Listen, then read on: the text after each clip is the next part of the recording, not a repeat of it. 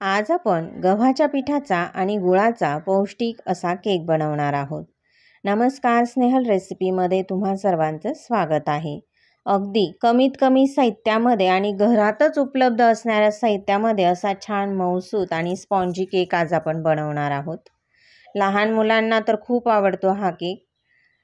तर बघा, या ठिकाणी माझ्या मुलीने शाळेत जाण्याच्या 1 तास अगोदर मला हा केक बनवायला सांगितला आणि तिला तो खूप आवडला।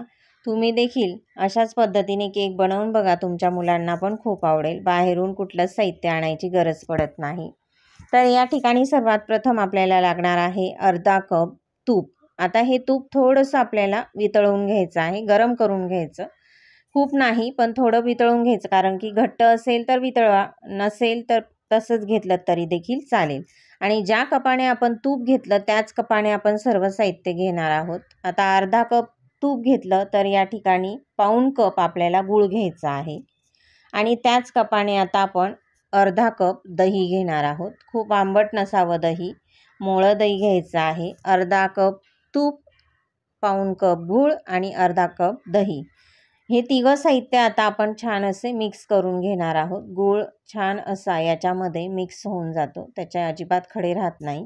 चाकूच्या साहाय्याने तो कापून घ्यायचा आहे, म्हणजे अजिबात त्याच्यामध्ये खडे राहणार नाही। गूळ वितळल्यानंतर आता एक चाळणी घ्यायची आहे। आता ह्या चाळणीमध्ये आपण गव्हाचं पीठ टाकणार आहोत। तर या ठिकाणी आपण 1.5 कप गव्हाचं पीठ घेणार आहोत। 1.5 कप गव्हाचं पीठ घेतलेलं आहे। याच्यामध्ये पोहे खाण्याच्या चमच्याने 1 चमचा बेकिंग पावडर टाकलेली आहे। त्याच चमच्याने अर्धा चमचा सोडा टाकायचा आहे, खाण्याचा सोडा। आता गव्हाचं पीठ व्यवस्थित आपल्याला चाळणीने चाळून घ्यायचं आहे। याच्यामुळे केक छान असा मऊसूत स्पॉन्जी बनायला मदत होते। तर आता या ठिकाणी जर तुमच्याकडे कप नसेल तर तुम्ही कुठल्याही प्रकारची एक वाटी घेऊ शकता। तीच वाटी ठेवायची शेवटपर्यंत। जे मी कपाचं माप सांगितलं त्याच वाटी तशाच पद्धतीने त्या वाटीने सुद्धा तुम्हाला सर्व साहित्य घ्यायचं आहे। तर आता या ठिकाणी गव्हाचं पीठ आपण चाळणीने चाळून घेतलेलं आहे। आता आपण सर्वात प्रथम कुकर गरम करण्यासाठी ठेवणार आहोत पीठ चाळून झाल्यानंतर। तर गॅस कमी करायचा एकदम, आणि त्याच्यामध्ये कुकरमध्ये आता आपण केक बनवणार आहोत। कुकर गॅसवर ठेवलेला आहे। कुकरमध्ये मीठ टाकायचं आहे थोडंसं तळाला। मीठ टाकल्यानंतर आता एक स्टँड ठेवणार आहोत आपण। स्टँड असेल स्टँड ठेवा, जाळी असेल जाळी ठेवू शकतात। आणि कुकरच्या झाकणाची रिंग आणि शिट्टी काढून घ्यायची आहे। कुकर झाकून आता आपण हा गरम करून घेणार आहोत। कुकर गॅसवर ठेवल्यानंतर आता आपण ज्या भांड्यामध्ये केक बनवणार आहोत त्या भांड्याला थोडंसं तेल लावून घ्यायचं। तेल लावून झाल्यानंतर 1 चमचा गव्हाचं पीठ टाकलेलं आहे। हे पीठ सगळीकडे पसरवून घ्यायचं आहे, म्हणजे केक लगेच ताबडतोब बाहेर निघतो। म्हणून अगोदर आता आपण हे तयारी करून ठेवायची, आणि मग ही तयारी झाल्यानंतर आता हे जे पीठ आहे ते व्यवस्थित मिक्स करून घ्यायचं आहे। आता या ठिकाणी सर्व साहित्य मिक्स करून घेतल्यानंतर आता हा गोळा थोडासा घट्ट झालेला आहे, त्याच्यामुळे आता आपण याच्यामध्ये थोडं दूध टाकणार आहोत। तर अर्धा कप दूध घ्यायचं आणि लागेल तसं थोडं थोडं टाकायचं आहे। तर मी अर्धा कप न घेता या ठिकाणी माझ्याकडनं थोडंसंच दूध घेतलं गेलं। लागलं तर आपण पुन्हा घेणार आहोत, परंतु अर्धा कप दूध या ठिकाणी मला लागलेलं आहे। तरी घट्टच आहे, पुन्हा आपण थोडं दूध टाकणार आहोत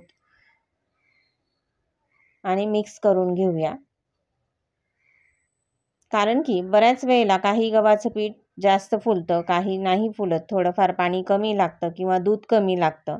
म्हणून थोडं थोडं करून दूध टाकत जायचं आहे। आणि हा जो केक आहे गुळाचा आणि गव्हाच्या पिठाचा, हा केकचं जे बॅटर आहे ते थोडंसं घट्टच असतं, पातळ खूप नसतं। जसं मी आता तुम्हाला दाखवेल त्याच प्रमाणे तुम्हाला हे बॅटर ठेवायचं आहे केकचं। तर बघा, या ठिकाणी व्यवस्थित असं सर्व साहित्य मिक्स करून घेतलेलं आहे। छान पीठ व्यवस्थित मिक्स झालेलं आहे आणि असं बॅटर आपल्याला पाहिजे आहे केकचं। एवढं घट्ट बॅटर आपल्याला ठेवायचं आहे। अगदी मस्त छान असा स्पॉन्जी केक तयार होतो। सर्व बॅटर व्यवस्थित मिक्स करून घेतलेलं आहे। आता हे सर्व बॅटर आपण केकच्या भांड्यामध्ये काढून घेऊया। सर्व बॅटर काढून घेतल्यानंतर त्याला व्यवस्थित चमच्याने एकसारखं करून द्यायचं आहे आणि थोडंसं आपण टॅप करून घेणार आहोत। थोडासा हा डबा जो आहे तो थोडा खाली अशा पद्धतीने टॅप करून घ्यायचा आहे, ठोकून घ्यायचा आहे। आणि थोडेसे सजावटीसाठी आता आपण याच्यावर काजू बदाम टाकणार आहोत. काजू बदामचे काप करून घ्यायचे आणि ते टाकायचे आहेत. संपूर्ण केकवर टाकायचे. छान दिसतात, आकर्षक दिसायला आणि केक खाताना देखील खूप छान लागतात. छान क्रंची होतात ते ज्यावेळेला केक बेक होतो त्यावेळेला. कुकर आपण बाकीची प्रक्रिया करत होतो तोपर्यंत छान असा गरम झालेला आहे. आता जो केकचा डब्बा आहे आपला, तो आता केक टीन कुकरमध्ये ठेवलेला आहे. ठेवल्यानंतर कुकरचं झाकण लावून घ्यायचं आहे. शिट्टी आणि रिंग काढूनच घ्यायची आहे. सुरुवातीलाच काढून घेतलेली आहे. आता कुकरचं झाकण बंद करून मीडियम गॅस करायचा आणि मीडियम गॅसवर 40 मिनिट अगोदर ठेवायचा आहे. 40 मिनिटानंतर बघायचा केक बेक झालेला आहे की नाही. जर नसेल झालेला तर पुन्हा आणखीन 10 मिनिट ठेवायचं. तर 40 मिनिट झाल्यानंतर केक बेक झालेला नव्हता. पुन्हा मी 10 मिनिट ठेवला आणि 50 मिनिट झाल्यानंतर आता मी केक तुम्हाला दाखवते तयार झाला आहे की नाही. अशा पद्धतीने चाकू आपण केकमध्ये टाकून पाहणार आहोत. तर चाकूला या केकचं बॅटर लागलं नाही म्हणजे तो आतपर्यंत छान असा शिजलेला आहे. जर शिजलेला नसेल तर चाकूला पीठ लागून येतं, म्हणजेच त्या ठिकाणी केक बेक झालेला नसतो. 50 मिनिटानंतर छान केक बेक झाला आणि थंड झाल्यानंतर आता आपण हा केक काढून घेणार आहोत. अजिबात चाकूच्या साहाय्याने कडा वगैरे काहीच मोकळा केल्या नाही. त्याचा तो केक निघालेला आहे. इतका छान केक बेक झालेला आहे. रंग देखील खूप सुरेख आलेला आहे. बघू शकता तुम्ही. अगदी मस्त स्पॉन्जी मऊसूत असा केक या ठिकाणी तयार झालेला आहे. आणि ह्या केकची चव तर इतकी छान लागते, अप्रतिम लागते. तुम्ही नक्की बनवून बघा, तुम्हाला देखील खूप आवडेल. मैद्याचा वापर, साखरेचा वापर न करता छान गूळ, साजूक तूप आणि गव्हाच्या पिठाचा वापर करून घरच्याच साहित्यामध्ये आपण हा केक बनवलेला आहे. जर तुम्हाला ही रेसिपी आवडली असेल तर जास्तीत जास्त जणांपर्यंत शेअर करा. लाईक करायला विसरू नका.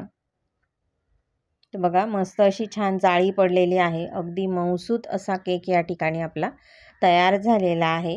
पुन्हा भेटूया अशाच एका छानशा आणि नवीन रेसिपीमध्ये. वेळात वेळ काढून माझी रेसिपी बघितली त्याबद्दल धन्यवाद.